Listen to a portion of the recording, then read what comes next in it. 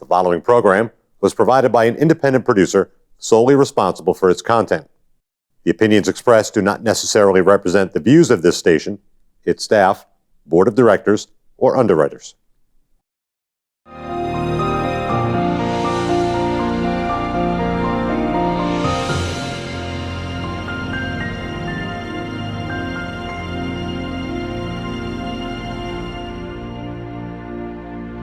Hello, this is People's View, and we're introducing Patrick Christian Parks.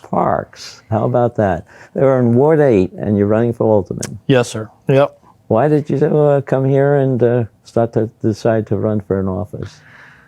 So, I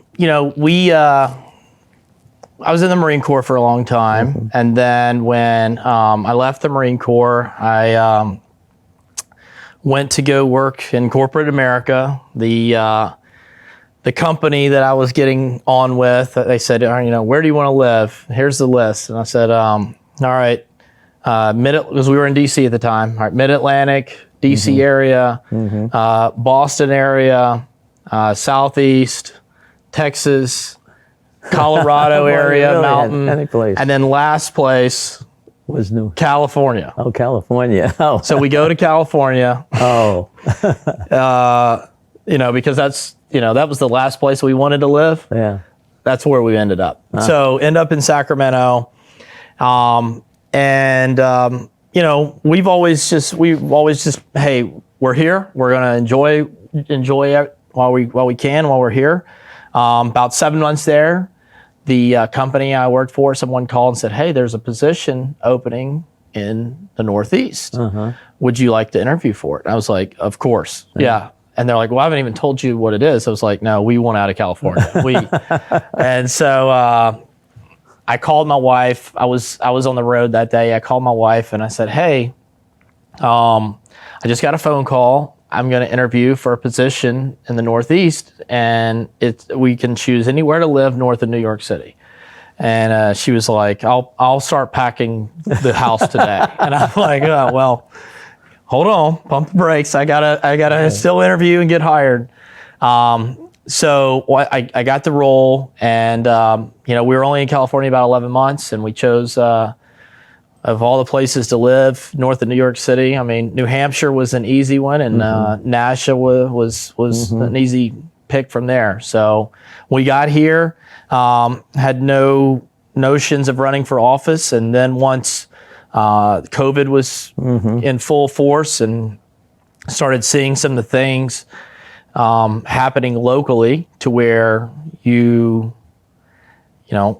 all right, well, now we're the only town that has a mask mandate. We're the only town that, the schools are still closed. We're the only, all of these things.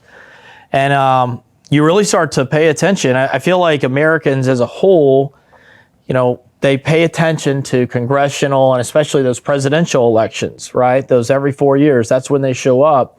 But there's not enough Americans that have been paying attention, myself included, to local. Well, could it have smacked you any harder in the face since COVID broke out, how important those local elections are? And then what kind of the final straw, I would say, was when it was proposed and the Board of Aldermen were voting to institute a curfew on businesses to close them down at 9:30. Thankfully, they voted to not go with it, but that was the final straw. Even though they voted the way that I wanted them to, and I watched the whole discussion. Even though they voted the way that I wanted them to, their reasoning and their thought process behind it was completely, I think, flawed. So that was how we got here to Nashua. Being originally from Alabama, via California twice, lived in California twice, DC, Northern Virginia, North Carolina, and then how I chose to run for office. So I know it's a very long answer to a very direct and short question, but I'm from the South, so I answer things that way. Okay, so you're going to do what when you get elected? So for one, make sure that we hold the mayor accountable, not let him just, spend and make decisions via whatever executive power he thinks he has. Fiscal responsibility, that's something that's very important. I was watching a budget meeting not very long ago, and I thought Alderwoman Liu brought up some very valid points. They all said, no, we're not gonna put those and table those aside. We're just gonna vote as is. Yeah. And then after they chose to disregard what she said, they sat there and, actually, and they were really? verifying what she had said. It was astounding. I was like, well, you should have had this before you voted to not pay attention. Right. And then transparency in government. I think that's something that a lot of people, I've heard numerous residents talk about submitting right to know requests, depending from certain, without making accusations, it's who whether that gets answered, and if the information you're seeking is valid or not. So there's that, and then I would say the last thing is really listening to residents, in Ward 8, but throughout the city. Watching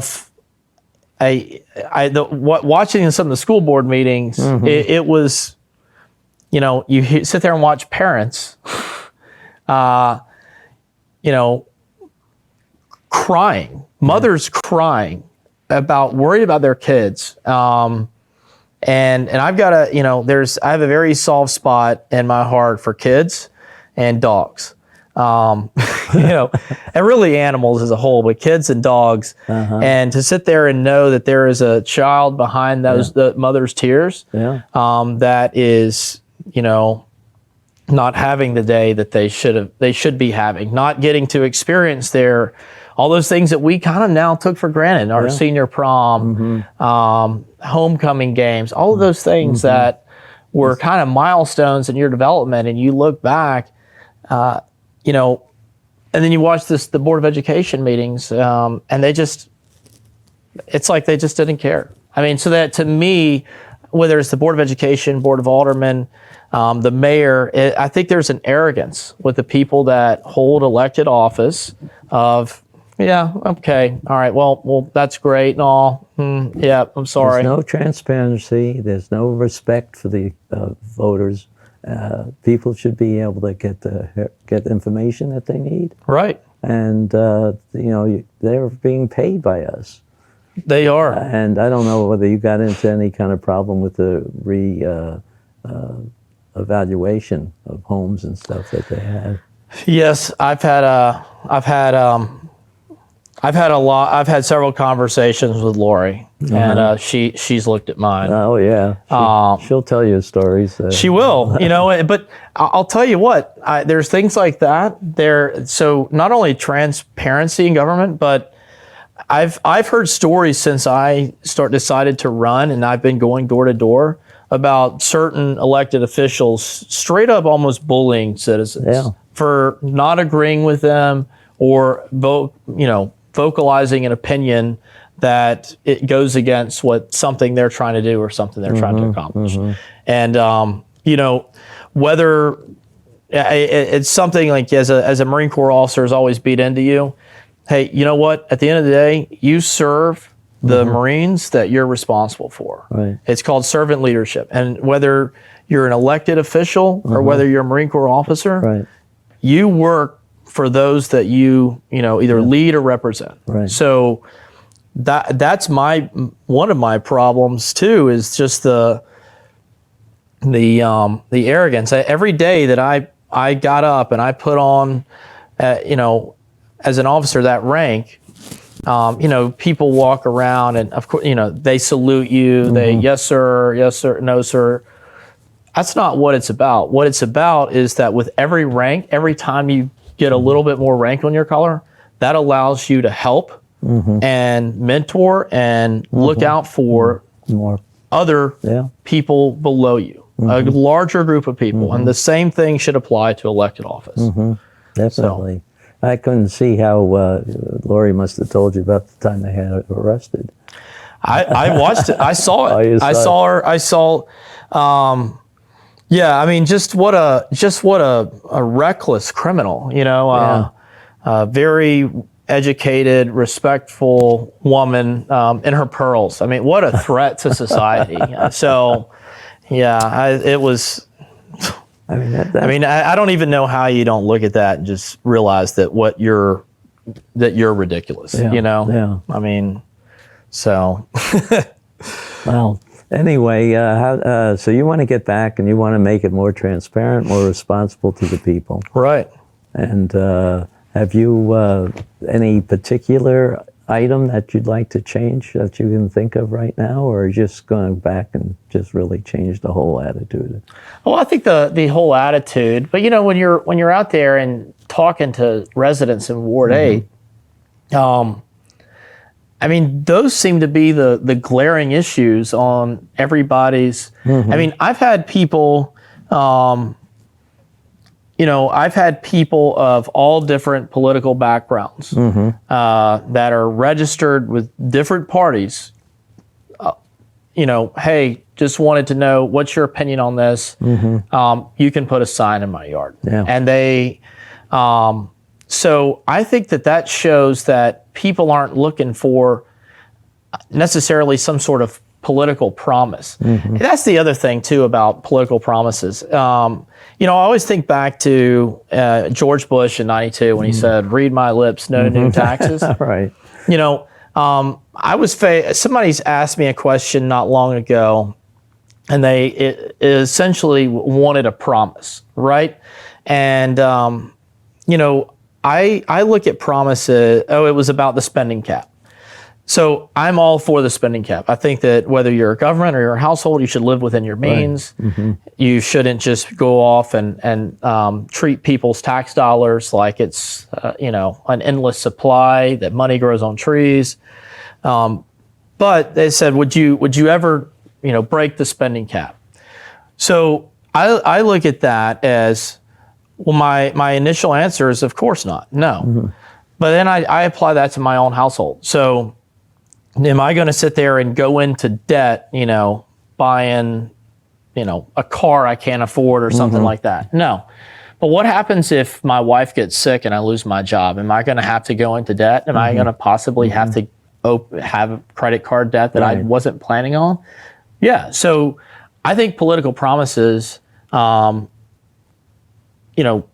they probably sometimes are good, I feel like you're setting yourself up for failure. Well, I'm running to be a guy who weighs the options, listens to my constituents, and makes good decisions, because I've spent most of my adult life making decisions.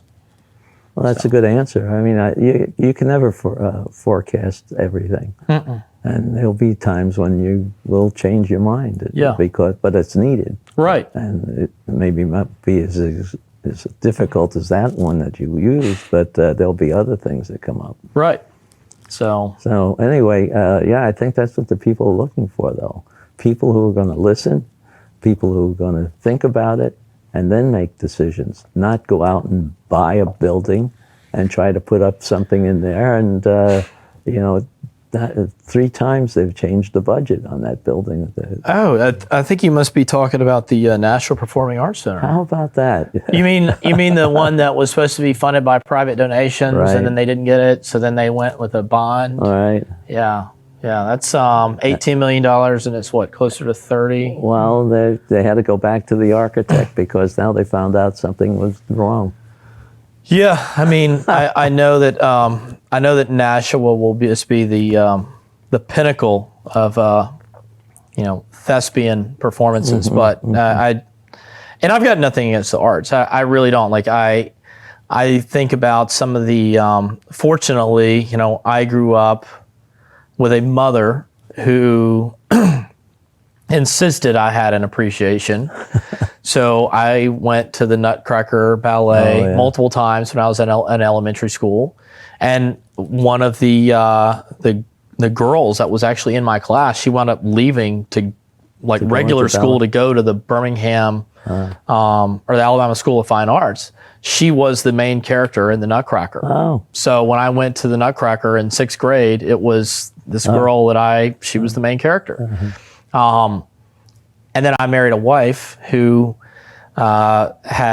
we've been to plays in New York and Atlanta and musicals. So I've seen Mamma Mia and Fiddler on the Roof and West Side Story. West Side Story, it was pretty cool. We actually saw it in DC at this venue called Wolf Trap, and they played the movie, but the DC orchestra actually played the music to West Side Story. And the cool thing about the venue is you can bring your own food. So my wife and I got takeout, Outback, and you can bring in your own wine. We got in there and we forgot a wine opener. So we happened to ask somebody, you go to buy one at their store and it's like $35 for I'm like, no, I'm sure someone's got one.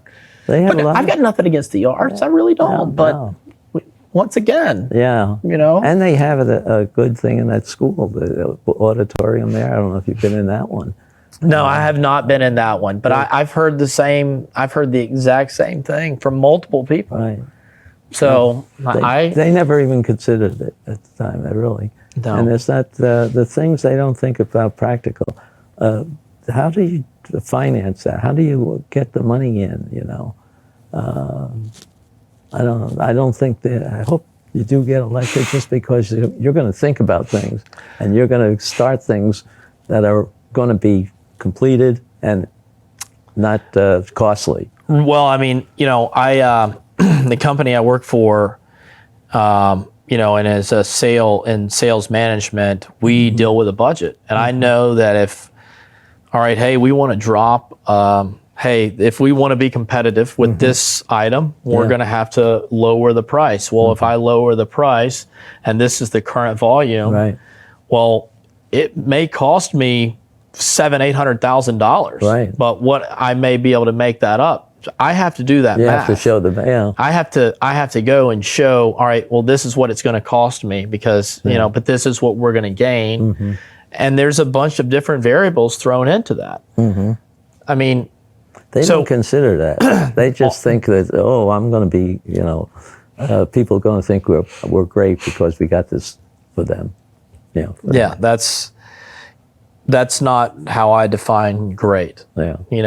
I like I said, I have nothing against the arts. I for one, I think that we should support the arts. There was during COVID, there was a lot of these small music venues around the country. And my wife and I love live music. I mean, I've been to live. I'm a big Fish fan. Like, I love hippie jam bands. I love the Grateful Dead. So when I lived in California, I mean, we went. I went to a 3-day Fish festival by myself down in Southern California. I went to a 3-night Widespread show in LA, back to back to back. And a lot of these are in cool little small venues. I've been to some really cool venues in Atlanta and DC, and I mean, a lot of these are old theaters, like turn of the century. Like you think like F. Scott Fitzgerald, like amazing theaters. Well, when COVID happened and they're not having live performances, we're gonna lose that. We're gonna lose that cool venue. So I love the arts. But we got to do it responsibly. We can't just say like, oh yeah, well, okay. Well, that's too, going to the new school that they're putting up too. That's another one. Is that in your ward or not? You're touching it anyway. You're close by. No, I don't believe it is. Okay, it's in the southwest part of town, but I didn't know if it touched your borderline. No, I believe that's Ward 9. Yeah. Yeah, that's I've spoken to a couple people in depth about some of the mismanagement of funds when it comes to properties for the school system. I always hear that we need to pay teachers more. We need to, And listen, I grew up in the public school system. I'm not against, and fortunately, I had a great public school. I had an amazing elementary school. I had a fantastic middle school, and I had a fantastic high school. I could not have asked for, and great teachers. I mean, my English teacher, my senior year, God bless her. I mean, there is lessons to this day. I think when I'm writing something, man, what would Betsy Brooks say? Like, where's that? I mean, she really got you going. God bless. But I tell you what, it paid dividends my freshman year in college. I think that I have no problem with talking about paying teachers better salaries if it's going to produce better results. But when we start looking at just blindly shifting money to the school system, I mean, I think we probably need to start looking at some of the real estate that's tied up and tying up money for the school system. That's, And look at the overhead too.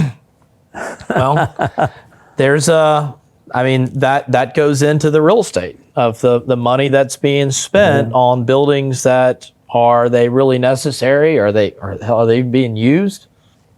All those things. I mean, goes back to part of whether it's budget or anything else. As a leader, you have to make decisions. Sometimes those aren't the most pleasant decisions. So yeah, I completely agree. I mean, but yeah, like I said, I've already had the accusation levied against me that, you don't want to. No, I fully support public schools and I fully support teachers. But I don't think that we should blindly just throw money at any problem. I mean, that doesn't work anywhere. Right. Regardless of what people, it doesn't work anywhere. So. Well, you'll find out that there's a problem here. It's a problem not just everywhere. The school. I mean, it's the whole way they look at their budgets. I mean, did you see the way that the Department of Defense, the Department of State, and the U.S. government handled funding for wars overseas? I mean, the common role of government, regardless of the parties in power, the common solution is to throw money. Right. Throw money. Right. I mean, I saw so much fraud, waste, and abuse when I was overseas. It's for the last 30 years they've been doing that. It's astounding. So, I mean, you almost can't fault local leaders because all they've seen is that, that's what the state and federal government does. Why can't we? Yeah, no. It doesn't work. No. It's. So do you have enough people helping you with the campaign? It's it's getting right to the end now, and we've gotten a lot of people that have volunteered. We're going to start looking to have people holding up signs at intersections in the ward here in the next couple of weeks. I keep hearing from the people. That's the and knocking on doors. The thing about knocking on doors is I've had volunteers ask, "Hey, do you want us to come knock on doors for you?" And I don't have a problem with it. What I have really wanted to do is knock on all those doors myself, right? Because I think there is value in you sit there and you see me, right? You hear my voice. I'm not just a flyer. I'm not a Facebook page. I'm and so what we've been doing is we have like one of those wagons from LL Bean, like the big ones, and we load up the wagon with the kids and the signs. Oh, not bad. And we drag them around. And Ward 8's hilly. There's hills. Yeah. So dragging that wagon with two, kids under the age of 5 up that hill is, I get done. And by the time we've spent a day doing that, I've hit my steps. You know, I don't have to do anything else. So it's been fun. It really has, and getting out to meet a lot of, and this is not like I feel like a lot of people when they're running for all, like, so we finish the day, and we'll come in, and you know, I mean, we're obviously tired, but I'll tell my wife, like, you know, I really enjoyed today. I thoroughly enjoyed getting out and talking to my neighbors, hearing what they had to say, and just conversing. Well, that's the best way to do it. With people. I work that way too. Yeah. I didn't have people going knocking doors for me. They might have planted some literature on some of it, but that's you want to do the talking to them. Right. And did you get anybody that said, you know, you're the first one that ever wanted to talk to me? I've had some people that,